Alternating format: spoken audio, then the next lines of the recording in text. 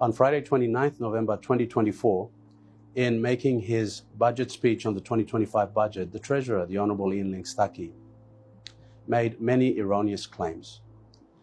The Treasurer presented a very shallow statement and attempted to paint a rosy picture about the PNG economy and the experience of the people of Papua New Guinea under the Prime Ministership of the Honourable James Marape. In his speech, the Treasurer failed to make any mention of the insatiable appetite for borrowing, this addiction to debt, where the country's debt level has increased from 25 billion to 62 billion under the watch of the Honourable James Marape and Ian Staki as the Treasurer. James Marape and Ian Staki have borrowed 37 billion kina in the last 5 years.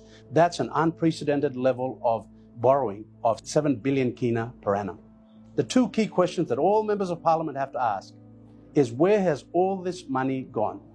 The impetus for borrowing is to fund capital investments, infrastructure that'll spur economic growth and create jobs. Where has all this debt gone?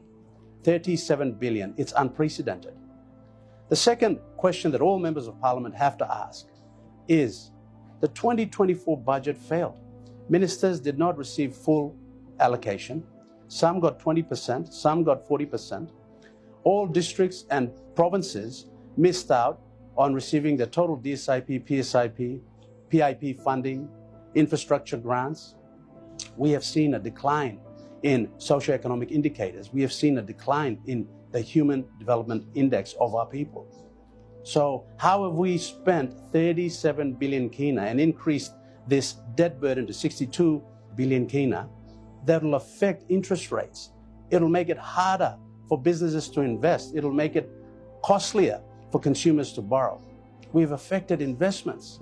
The heavy debt burden will make it less flexible for policy interventions.